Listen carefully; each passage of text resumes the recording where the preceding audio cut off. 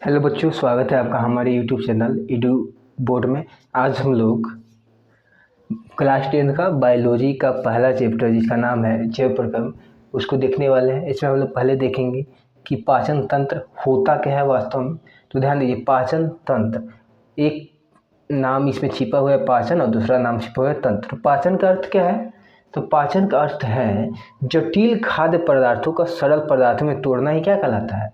पाचन। जैसे आप लोग देखे होंगे कि रोटी जो है वह आटे से मिलकर बना होता है, तो हम लोग कह सकते हैं कि आटा जो है क्या है? आटा सरल पदार्थ है और रोटी क्या है? जटिल पदार्थ। तो रोटी का जो सरल पदार्थ है वो आटा है, कह सकते हैं कि नहीं? तो उसी प्रकार जटिल खाद्य पदार्थों को सरल पदार्थों में तोड़ना ही क्या कहलाता है? पाचन कहलाता है। ठीक है, आगे बढ़ते हैं। तंत्र क्या है? आप लोगों ने देखा होगा अपने गांव मोहल्ला या आसपास के एरिया में कि किसी एक निश्चित काम को करने के लिए ढेर सारे लोग मिलकर काम करते हैं। ठीक है, जैसे घर ही बनाना हो तो घर बनाने के लिए मिस्त्री की भी आवश्यकता होती है, लेबर की भी आवश्यकता होती है। ठीक है, और मसाला बनाने वाला की भी आवश्यकता होती है, मसाला उठाने वाले की भी आवश्यकता होती है। यानी कह सकते हैं कि एक निश्चित काम को करने के लिए ढेर सारे लोग मिलकर कर रहे हैं। एक काम को करने के लिए ढेर सारे लोग क्या कर रहे हैं? मिलकर कर रहे हैं। तो उसी प्रकार यहाँ भी ध्यान रखना है। तंत्र का अर्थ क्या है? तंत्र का अर्थ है एक निश्चित काम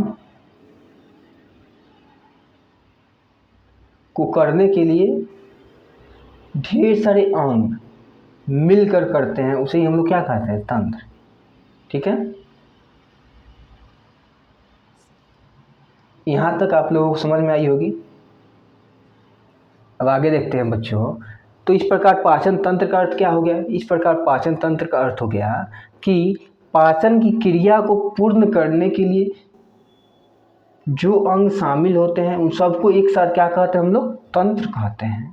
ठीक है, ध्यान दीजिए, यहाँ थोड़ा सा और ध्यान दीजिए बच्चों। जटिल खाद्य पर हम लोग खाना खाते हैं, जो भी खाने में खाते हैं, मीट खाए, रोटी खाए, भात खाए, चावल खाए, दाल खाए, सब्जी खाए, कुछ भी खाते हैं, तो हम लोग रोटी जब भी खाते हैं तो रोटी में क्या मिलता है? हमें कार्बोहाइड्रेट मिलता है। क्या मिलता है बच्चों? कार्बोहाइड्रेट मिलता है। ठीक है, तो रोटी में हमें कार्बोहाइड्रेट मिलता है, कार्बोहाइड्रेट मिलता है, जिसका सरल रूप अगर आपसे कोई पूछे कि कार्बोहाइड्रेट को किसमें तोड़ना चाहिए या इसका सबसे छोटा रूप क्या है, तो कार्बोहाइड्रेट का सबसे छोटा रूप है ग्लूकोज। सबसे छोटा रूप क्या है बच्चों? ग्लूकोज है। ठीक है, कार्बोहाइड्रेट का सबसे छोटा रूप ग्लूकोज है। वहीं वसा की बात किया जाए तो वसा का सबसे छोटा रूप क्या है? वसीय अम्ल है, वसीय अम्ल है। वहीं बात किया जाए प्रोटीन का सबसे छोटा रूप क्या है बच्चों? अमीनो अम्ल है, अमीनो अम्ल है। ठीक है, यहाँ ध्यान दीजिए, कार्बोहाइड्रेट, वसा, प्रोटीन, ये तीनों क्या है? ये जटिल पदार्थ है। क्या है बच्चों? जटिल पदार्थ है, जो हमें कहीं ना कहीं भोजन से प्राप्त होता है, चाहे वह रोटी हो, मीट हो, मछली हो, साग हो, सब्जी हो, जो भी हो, उन सबसे यही चीज़ प्राप्त होता है। ठीक है, तो कार्बोहाइड्रेट जटिल रूप है, इसका सरल रूप क्या होगा? ग्लूकोज। तो हम इस प्रकार कह सकते हैं कि कार्बोहाइड्रेट किससे मिलकर बना है? ग्लूकोज से मिलकर बना है। कार्बोहाइड्रेट किससे मिलकर बना है बच्चों? ग्लूकोज से मिलकर बना है। वही हम लोग कह सकते हैं वसा जो है किससे मिलकर बना है? वसीय अम्ल से। प्रोटीन किससे मिलकर बना है? अमीनो अम्ल से। ठीक है, यहाँ तक कोई दिक्कत नहीं ना? आगे बढ़ता है। ध्यान दीजिए, कुछ ऐसे पदार्थ होते हैं जिनका हम सेवन सूक्ष्म रूप में यानी सरल रूप में ही डायरेक्ट कर लेते हैं। जैसे में विटामिन हो गया, खनिज हो गया। ठीक है, तो आपसे कोई पूछे क्या विटामिन और खनिज का पाचन होगा? आप कहिएगा नहीं। क्यों? क्योंकि यह पहले से ही सरल रूप में है। वैसे ही पदार्थों का पाचन होगा जो जटिल रूप में होते हैं। जटिल रूप में होते हैं उन्हीं को सरल रूप में बदलना होता है पाचन की क्रिया में। ठीक है, चलिए अब आगे बढ़ते हैं। ध्यान दीजिए बच्चों, ये जो जटिल खाद्य पदार्थ सरल रूप में टूट रहा है, ये कुछ चरणों से होकर गुजरते हैं, कुछ चरणों से होकर गुजरते हैं। उन चरणों के बारे में समझेंगे। उन चरणों के बारे में समझने से पहले हम लोग थोड़ा पाचन तंत्र के फिगर पे ध्यान आकर्षित करते हैं। आइए बच्चों, पाचन तंत्र के फिगर पे ध्यान आकर्षित करते हैं। यहाँ बना रहे हैं, ध्यान दीजिएगा।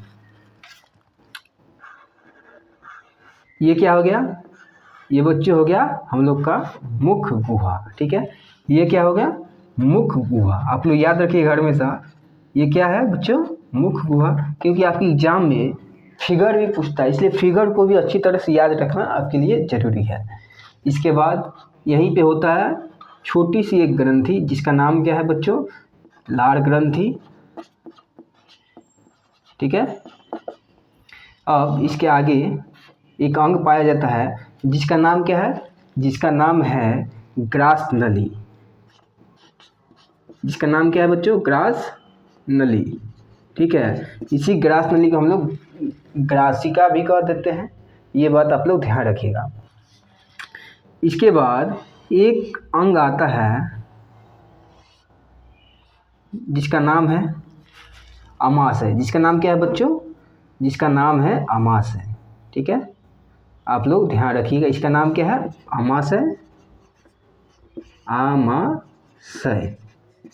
ठीक है, इस अंग का नाम क्या है? अमाशय। ध्यान दीजिए, हम लोग का जो भी पाचन तंत्र है ये शुरू कहाँ से हो रहा है?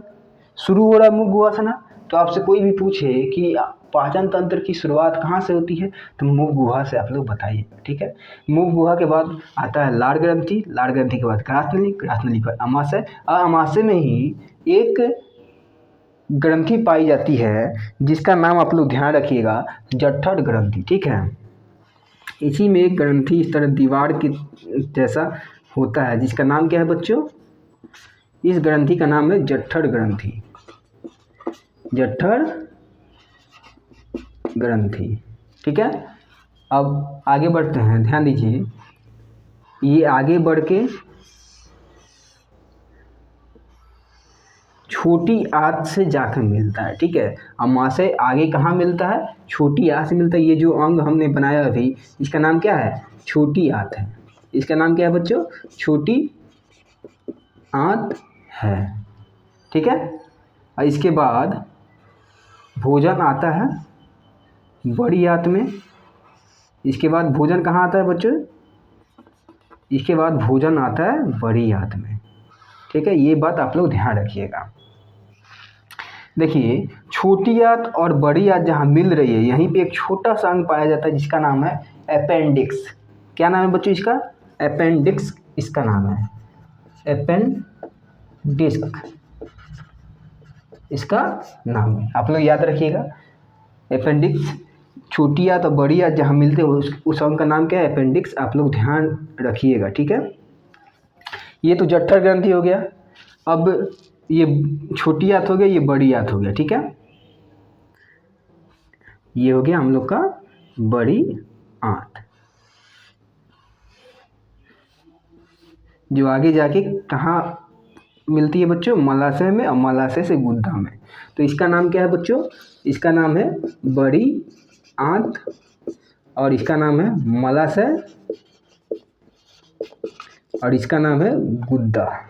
इसको गुद्दा द्वार भी कहते हैं, गुद्दा ही केवल कह दिया जाता है। ठीक है, ध्यान दीजिए, अमाशय जहाँ खत्म होता है, यहाँ 3 तरह की ग्रंथियाँ पाई जाती है। उन तीनों ग्रंथियों का नाम आप लोग याद रखिएगा। एक होता है यकृत। ठीक है, एक क्या होता है बच्चों? एक होता है यकृत। यकृत जो कि अमाशय और छोटी आंत जहाँ जुड़ती है वहीं पे जुड़ा होता है ये। ठीक है, और इसी के साथ होता है एक छोटी सी ग्रंथि जिसका नाम है पित्ताशय। इसका नाम क्या है बच्चों? पित्ताशय। इसका नाम क्या है? यकृत। जो बड़ी ग्रंथि दिखाई दे रहा है इसका नाम है यकृत। और यहाँ छोटी ग्रंथि जो दिखाई दे रही है इसका नाम क्या है? पित्ताशय। क्या नाम है बच्चों? पित्ताशय। आप लोग याद रखिएगा। देखिए ध्यान दीजिए, यकृत जहाँ मिल रही इसी के थोड़ा सा आगे, जस्ट आगे एक ग्रंथि मिलती है जिसका नाम क्या है बच्चों? अग्नाशय जिसका नाम है। ठीक है, इसका नाम क्या है? अग्नाशय। यहाँ लिखा जा रहा है नाम, ध्यान रखिएगा। इसका नाम क्या है? अग्नाशय। अग्नाशय।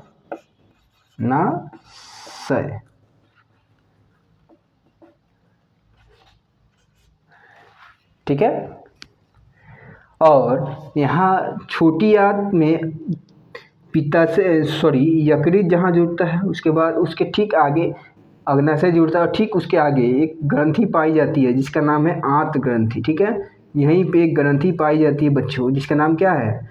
जिसका नाम है आंत ग्रंथि। आप लोग याद रखिएगा, इसका नाम है आंत ग्रंथि। आंत ग्रंथि। ये हो गया हम लोग का पूर्ण पाचन तंत्र। ठीक है, ये क्या हो गया बच्चों? पाचन तंत्र हो गया। ठीक है, ये हम लोग का पूर्ण पाचन तंत्र का फिगर हो गया। इसे आप लोग अच्छी तरह से याद कर लीजिएगा। हमेशा आप लोग याद रखिएगा कि सबसे पहले मुगुआ आता है, उसके बाद लार ग्रंथि, उसके बाद ग्रास नली, उसके बाद अमाशय, उसके बाद जठर ग्रंथि, उसके बाद आता है बच्चों यकृत, उसके बाद पित्ताशय, उसके बाद अग्नाशय और उसके बाद आंत ग्रंथि जो कि छोटी आंत में मिलती है। और उसके जस्ट बाद आता है जहाँ छोटी आंत और बड़ी आंत मिलती है एक अंग है जिसका नाम है अपेंडिक्स। ठीक है, अपेंडिक्स, और ये है बड़ी आंत और यहाँ मलाशय और अंतिम अंग है गुद्दा। ठीक है, यहाँ तक कोई दिक्कत नहीं हुआ होगा। ये बस आपको फिगर दिखाने के लिए अभी बनाया गया है। ठीक है, इस पे ज़्यादा जोर नहीं देना है। आगे जैसे जैसे हम लोग बढ़ेंगे उस तरह बारी बारी से इन सब पर चर्चा की जाएगी। ठीक है, चलिए ध्यान दीजिए। अब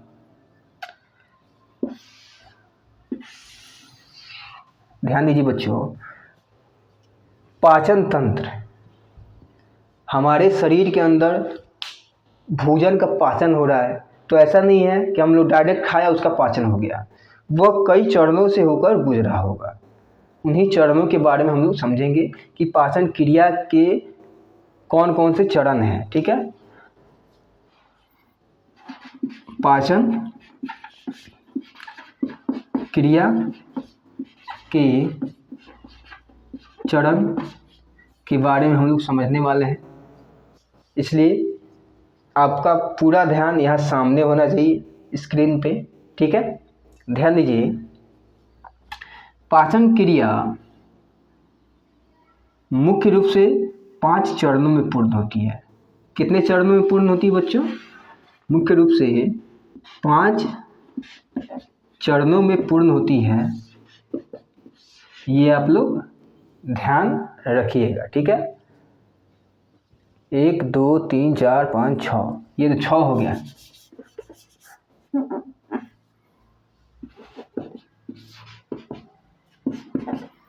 ध्यान दीजिए बच्चों, पाचन की क्रिया कितने चरणों में पूर्ण होती है? मुख्य रूप से 6 चरणों में पूर्ण होती है। ठीक है, पाचन की क्रिया मुख्य रूप से 6 चरणों में पूर्ण होती है। बारी बारी से हर एक चरण को पढ़ेंगे, समझेंगे, इसलिए आपका ध्यान पूरी तरह यहाँ होना चाहिए। ध्यान दीजिए, पहला चरण है अंतग्रहण।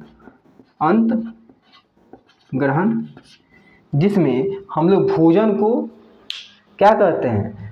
अंतग्रहण का अर्थ है अंदर लेना। अंतग्रहण का अर्थ क्या है? अंदर लेना, यानी भोजन को हम लोग अंदर लेते हैं। तो हम लोग भोजन का अंदर किस अंग से लेते हैं बच्चों? मुख गुहा से लेते हैं। आई बात समझ में? भोजन को अंदर लेने की क्रिया ही क्या कहलाती है? अंतर्ग्रहण कहलाती है। अगर कोई पूछे कि अंतर्ग्रहण क्रिया कहाँ होती है, तो आप लोग ध्यान रखिएगा, मुख गुहा में। अब अंतर्ग्रहण के बाद आता है बच्चों क्रमाकुंचन। कौन सी क्रिया आती है बच्चों? क्रमाकुंचन। क्रमाकुंचन।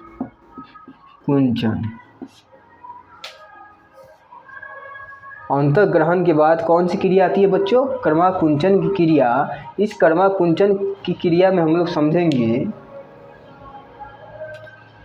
कि भोजन भोजन जो हम लोगों ने मुख में रखा उसको मुख से पेट यानी हमारे अमाशय तक, देखिए मुख से हमारे अमाशय तक ले जाने के लिए कोई नली चाहिए। इस नली का नाम है ग्रास नली और यहीं पे ये कर्माकुंचन क्रिया होती है। इसमें केवल भोजन को मुख गुहा से कहाँ ले जाया जाता है? अमाशय में। इसमें बच्चों ध्यान दीजिए, ये हो गया हम लोग का ग्रास नली, ठीक है। इसमें कर्माकुंचन की क्रिया होती है। इसमें कौन सी क्रिया होती है बच्चों? कर्माकुंचन क्रिया होती है। कहीं स्थिलन होता है, कहीं संकुचन होता है, ठीक है। कहीं संकुचन होता है तो कहीं स्थिलन होता है। यानी इसमें भोजन को धीरे धीरे धीरे धीरे करके कहाँ ले जाया जाता है? मुख गुहा से अमाशय में ले जाया जाता है। इसी क्रिया को हम लोग कर्माकुंचन क्रिया कहते हैं, ठीक है। तो आप लोग याद रखिएगा कि भोजन को संकुचन और स्थिलन की क्रिया द्वारा पेट में ले जाना ही क्या कहलाता है? कर्माकुंचन कहलाता है, ठीक है। ये बात आप लोग को समझ में आ गया होगा। अब आगे बढ़ते हैं। अंतर्ग्रहण मतलब भोजन को मुख में रखना ही अंतर्ग्रहण कहलाता है, अंदर लेना। कर्माकुंचन मुख से पेट में भोजन को ले जाने की क्रिया को हम लोग क्या कहते हैं? कर्माकुंचन की क्रिया कहते हैं। इसके बाद आता है पाचन। इसके बाद कौन सी क्रिया आती है बच्चों? पाचन। कर्माकुंचन द्वारा भोजन मुख गुहा से पेट में आ गया और पेट में हम लोग के अमाशय में भोजन का पाचन होगा। हम लोग के अमाशय में क्या होगा? भोजन का पाचन होगा। उसी क्रिया को हम लोग पाचन कहते हैं, ठीक है। भोजन की जटिलता को सरलता में तोड़ना ही क्या कहलाता है? पाचन कहलाता है। तो ये क्रिया कहाँ होती है? हमारे अमाशय में होती है। आप लोग ध्यान रखिएगा, ठीक है। अगर कोई पूछे अमाशय में भोजन कितने घंटे रहता है, तो 4 से 5 घंटे रहता है। 4 से 5 घंटे भोजन को यहाँ रोक के रखा जाता है और उसको काटा पीटी मार पीट करके छोटे छोटे टुकड़ों में तोड़ दिया जाता है, ठीक है। अब आगे आते हैं अवशोषण। आगे आते हैं बच्चों अवशोषण।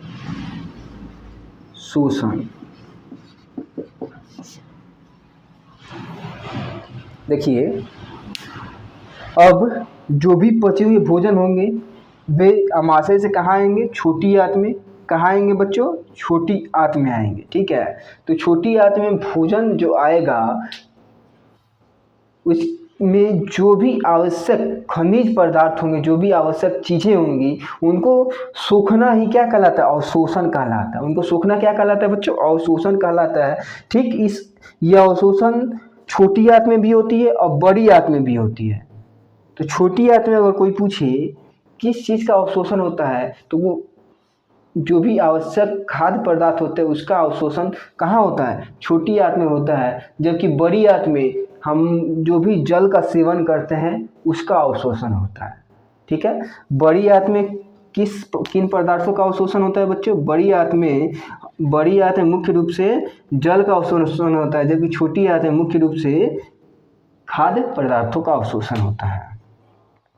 आई बात समझ में? अब हम लोग जो भी खाद्य पदार्थ या जल का अवशोषण किए उसको भेजा जाएगा हमारे कोशिकाओं तक, ठीक है। कोशिका उसका क्या करेंगे? उपयोग करेंगे और उससे ऊर्जा का निर्माण करेंगे। तो हम लोग कह सकते हैं कि कोशिकाएं खाद्य पदार्थ और जल का क्या कर रही है? उपयोग कर रही है। तो इसी उपयोग करने की क्रिया को हम लोग कहते हैं स्वांगीकरण। क्या कहते हैं? स्वांगीकरण, ठीक है। स्वांगीकरण। अब ध्यान दीजिए, हमने भोजन को खाया, पेट में भेजा, फिर पेट में पाचन हुआ, फिर उसका अवशोषण हुआ, फिर उसका उपयोग कर लिया हम लोग, हमारी सारी कोशिकाओं ने। अब उसमें जो भी वेस्ट के रूप में बचेगा उसका शरीर से बाहर निकलना ही उत्सर्जन कहलाता है। क्या कहलाता है बच्चों? उत्सर्जन कहलाता है। आए बात समझ में? ये बात ध्यान रखिएगा। उत्सर्जन किसे कहते हैं? शरीर में जो भी हमारे पाचन तंत्र में जो भी खाद्य पदार्थ वेस्ट के रूप में बच जाते हैं, जो भी अपचित भोजन होता है उसका शरीर से बाहर निकालना क्या कहलाता है? उत्सर्जन कहलाता है। इस उत्सर्जन को कहीं कहीं बहिष्करण भी आप लोग देखिएगा, बहिष्करण लिखा होता है। कहीं कहीं इसका नाम होता है मल त्याग, कहीं कहीं इसका नाम होता है बच्चों निष्कासन। ठीक है, आप लोग ये चारों नाम याद रखिएगा। उत्सर्जन को कहीं कहीं बहिष्करण कह दिया जाता है, कहीं निष्कासन कह दिया जाता है, कहीं मल त्याग भी कह दिया जाता है, क्योंकि मल के रूप में वो त्याग होता है, इसलिए उसे मल त्याग भी कह दिया जाता है। अब मल त्याग यानी उत्सर्जन क्रिया कहाँ होती है? हमारे गुद्दा द्वारा होती है। ठीक है, ये पूरी क्रिया समझ में आई आप लोग को? एक बार लाइक करके और कमेंट करके बताइएगा। ठीक है, ध्यान दीजिए। पाचन क्रिया मुख्य रूप से 6 चरणों में पूर्ण होती है। पहला अंतर्गण, भोजन को मुख में रखना ही अंतर्गण कहलाता है। फिर कर्मा कुंचन, भोजन को मुख से पेट तक पहुंचाने की क्रिया ही क्या कहलाती है? कर्मा कुंचन क्रिया कहलाती है। पेट में जटिल खाद्य पदार्थ जो भी हम लोगों ने खाया उसका सरल रूप में तोड़ना ही पाचन कहलाता है। ठीक है, अवशोषण क्रिया छोटी आंत में होती है, बड़ी आंत में होती है। छोटी आंत में खाद्य आवश्यक खाद्य पदार्थों का अवशोषण होता है, जबकि बड़ी आंत में जल का अवशोषण होता है। और जो भी अवशोषण किए गए पदार्थ है उनका उपयोग करना क्या कहलाता है? स्वांगीकरण कहलाता है। जो भी वेस्ट के रूप में पदार्थ बचे हैं उनका शरीर से बाहर निकालना उत्सर्जन कहलाता है। यहाँ तक कोई दिक्कत नहीं हुआ होगा। अब इसके आगे बढ़ते हैं हम लोग, और पाचन तंत्र की ये जो संरचना हमने बनाया, फिगर बनाया, इसको पूरी तरह से अच्छी तरह समझने का हम लोग प्रयास करते हैं। ठीक है, तो चलिए शुरू करते हैं। पाचन तंत्र की संरचना। पाचन तंत्र की संरचना को समझेंगे। देखिए बच्चों, पाचन तंत्र की संरचना जो है यह मुख्य रूप से 2 भाग में इसको बांटा जाता है। पाचन तंत्र की संरचना को मुख्य रूप से 2 भागों में बांट कर पढ़ा जाता है। ठीक है, चलिए समझने का प्रयास करते हैं। पहला है आहार नाल, ठीक है, और दूसरा है पाचन संबंधित ग्रंथियां। पाचन संबंधित ग्रंथियां जिसे पाचन ग्रंथि भी हम लोग कह देते हैं। ठीक है, तो आहार नाल में कौन कौन से अंग आते हैं इसके बारे में जानते हैं। पहले ध्यान दीजिए, अगर कोई आपसे पूछे आहार नाल क्या है, तो मुख गुहा से लेकर गुद्दा तक फैले भाग को हम लोग क्या कहते हैं? आहार नाल कहते हैं।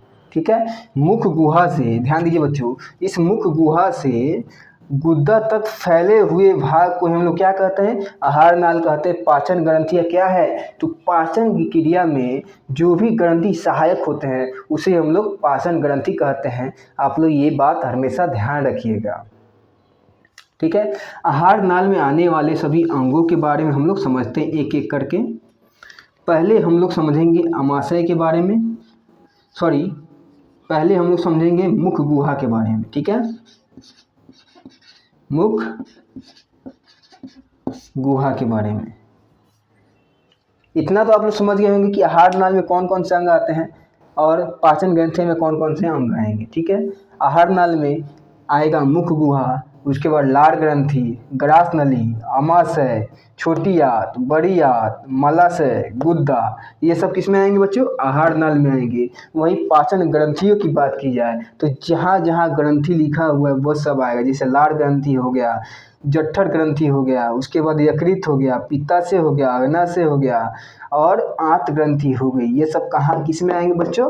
पाचन ग्रंथि में आएंगे। ये बात आप लोग को अच्छी तरह से समझ में आ गई होगी। हम लोग बारी बारी से एक एक को समझने का प्रयास करेंगे। ठीक है, तो शुरू करते हैं आहार नाल में पहले मुख गुहा के फिगर के बारे में। मुख गुहा को समझने का प्रयास करें। देखिए बच्चों, हम लोग जब भी भोजन को ग्रहण करते हैं तब उसे क्या कहते हैं? अंतःग्रहण। तो भोजन मुख में ले रहे हैं हम लोग, तो भोजन का कुछ ना कुछ तोड़ फोड़ तो मुख में भी हो रहा होगा। तो उस क्रिया में कौन कौन सहायक है? तो आप लोग जानते हैं मुख में पाया जाता है दांत। मुख में क्या क्या पाया जाता है बच्चों? दांत, जीभ पाया जाता है। ठीक है, दांत और जीभ पाया जाता है मुख में। ठीक है। दांत की बात की जाए तो इसकी संख्या बच्चों में, देखिए बच्चों, दांत की बात की जाए तो बच्चों में इसकी संख्या कितनी होती है? बच्चों में इसकी संख्या होती है 20, जबकि वयस्कों में यानी बड़ों में इसकी संख्या कितनी होती है? 32 होती है। ठीक है। दांत की संख्या बच्चों में कितनी होती है? 20, जबकि वयस्कों में कितनी होती है? 32। बच्चों में जो 20 दांत होते हैं ना, ये एक बार झड़ के पुनः जन्म लेते हैं। इस प्रकार हम लोग कह सकते हैं ये 20 दांत द्विबार दंती है, यानी 2 बार जमने वाला है, 2 बार उत्पन्न होने वाला दांत है। ठीक है, आई बात समझ में। और वयस्कों में 32 दांत पाई जाती है। 20 दांत और प्लस में 12 दांत बाद में उगते हैं। वे 12 दांत जो है होते हैं ना, वे केवल पूरे जीवन में एक बार ही आते हैं। ठीक है, यहाँ तक कोई दिक्कत नहीं हुआ होगा। अब दांतों के बारे में समझते हैं बच्चों। हम लोग के टोटल कितने दांत हैं?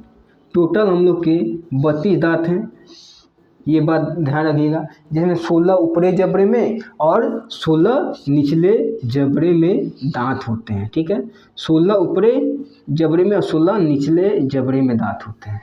आई बात समझ में।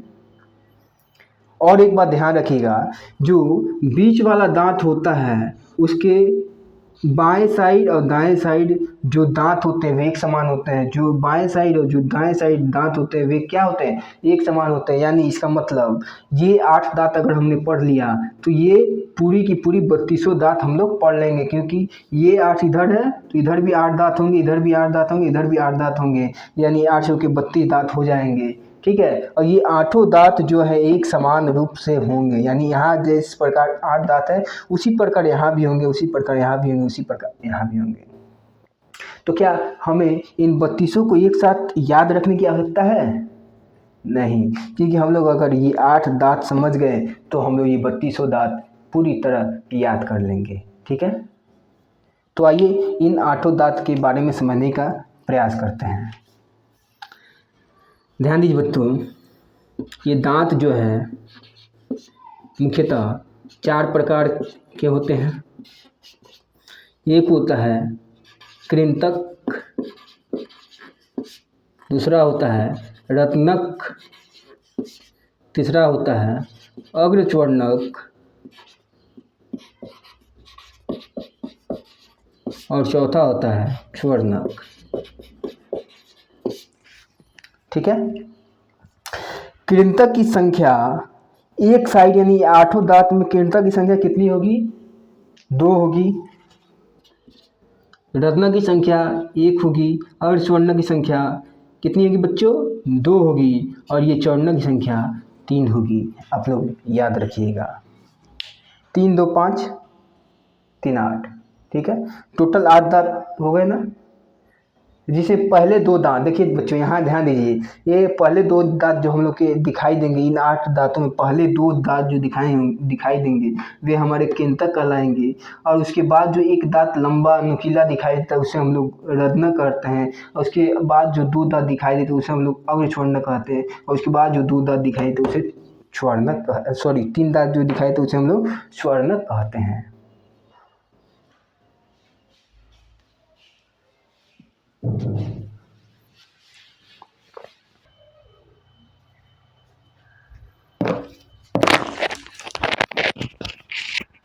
वन मिनट रुक जाइए बच्चों।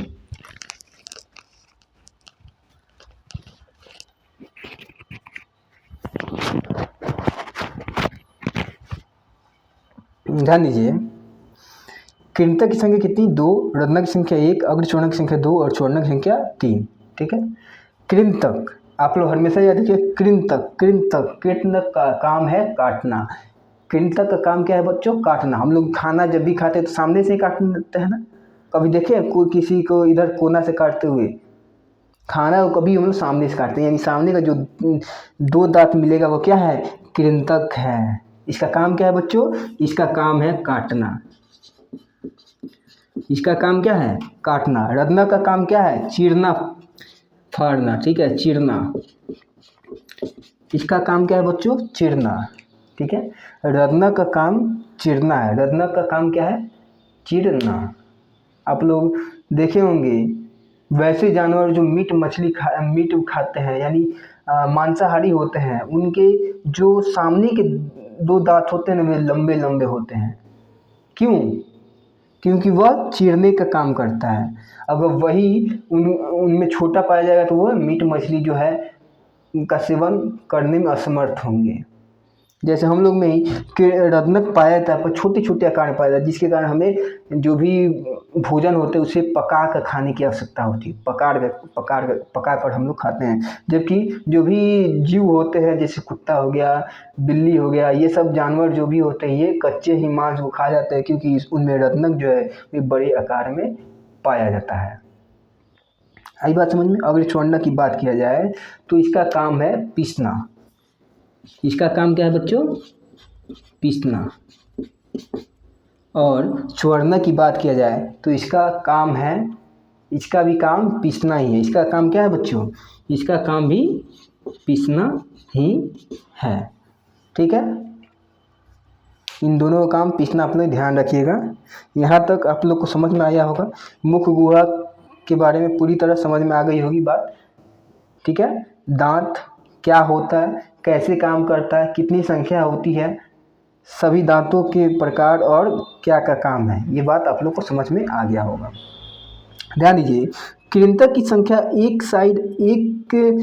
साइड अगर 2 है तो चारों साइड कितने हो जाएंगे बच्चों? टोटल 8 हो जाएंगे। ठीक है, ये बात आप लोग ये ध्यान रखिए। रत्नक की संख्या एक साइड 1 है तो चारों साइड 4 हो जाएंगे। वहीं अगर स्वर्ण की संख्या एक साइड 2 है तो चारों साइड 8 हो जाएंगे। और स्वर्ण की संख्या 3 है तो चारों साइड कितने हो जाएंगे? 12 हो जाएंगे। ये बात आप लोग समझ में आ गया होगा। अब समझते हैं जीव के बारे में। जीव के बारे में हम लोग समझते हैं।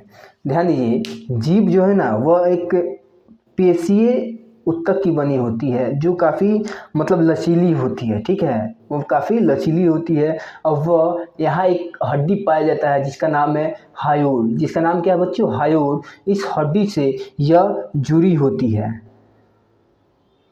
इस हड्डी से जुड़ी होती है, उसका नाम क्या है? हायोड नाम है। ठीक है, आप लोग ध्यान रखिएगा कि जीव जिस हड्डी से जुड़ी होती है उस हड्डी का नाम क्या है? हायोड।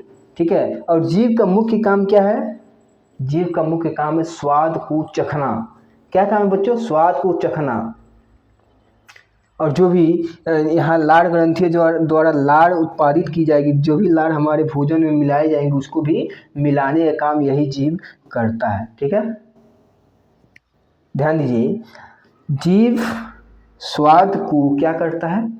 सेंस करता है, यानी स्वाद को चखता है। स्वाद को सेंस करता है, उसको सेंस करने का काम करता है। तो हम लोग कभी कभी नमकीन भी खाते हैं, कभी कभी मीठा भी खाते हैं, कभी कभी कड़वा भी खाते हैं, कभी कभी कसैला, खट्टा, कई प्रकार के हम लोग भोजन खाते हैं। ठीक है, तो ऐसा नहीं है कि पूरी जीभ ही सभी प्रकार के स्वादों को चख लेती है। ठीक है, तो जीभ का कौन सा भाग किस स्वाद को चखता है, उसको भी आप लोग समझिए और याद करने का प्रयास कीजिएगा। देखिए बच्चों, सबसे आगे वाला जो भाग है, यह चखने का काम करता है नमकीन। यह चखने का काम क्या करता है? नमकीन। जितने भी हम लोग नमकीन पदार्थ खाते हैं, उसको चखने का काम ये सबसे जीभ का आगे वाला भाग करता है। इसके ठीक पीछे यहाँ इस कोना पे और इस कोना पे जो स्वाद कलिकाएं पाई जाती है, जीभ पे छोटे छोटे दाने जैसी कुछ कलिकाएं पाई जाती है, जिसका नाम है स्वाद कलिकाएं, वही सेंस करता है। ठीक है, तो यहाँ पे जो स्वाद कलिकाएं पाई जाती है, यह मुख्य रूप से खट्टा स्वाद को चखता है। ठीक है, ये किसको चखता है? खट्टा स्वाद को चखता है। खट्टा स्वाद को चखता है, ये आप लोग ध्यान रखिएगा। नमकीन के ठीक पीछे यहाँ पे मीठा स्वाद को चखने वाली स्वाद कलिकाएं होती है। ठीक है, मीठा स्वाद को चखने वाली स्वाद कलिकाएं होती है। और मीठा के ठीक पीछे जो कलिकाएं होती है वह कसैला प्रकार के स्वाद को चखता है। और कसैला के ठीक पीछे जो होता है वह कड़वा पदार्थ को चखता है। ये आप लोग ध्यान रखिएगा। ठीक है, आज हम लोगों ने मुख्य गुहा के हर एक पॉइंट को समझा। इसके आगे वाले वीडियो में हम लोग आहार नाल के आगे जो भी अंग आएंगे उनके बारे में पढ़ेंगे, जैसे में ग्रास नली को विस्तार रूप से पढ़ेंगे, उसके बाद अमाशय को पढ़ेंगे, ठीक है, उसके बाद बड़ी छोटी आंत को पढ़ेंगे, उसके बाद बड़ी आंत को पढ़ेंगे, उसके बाद मलाशय, उसके बाद गुद्दा को पढ़ेंगे, ठीक है। इसके आगे हम लोग पढ़ने वाले हैं और उसके बाद हम लोग पाचन संबंधित ग्रंथियों के बारे में पढ़ेंगे, ठीक है। आज के लिए इतना ही, मिलते हैं हम लोग अगले वीडियो में। तब तक के लिए आप लोग अच्छे से इसका स्क्रीनशॉट ले लीजिए और इसको नोट्स बनाइए बहुत सुंदर और याद करने का प्रयास कीजिए। जय हिंद।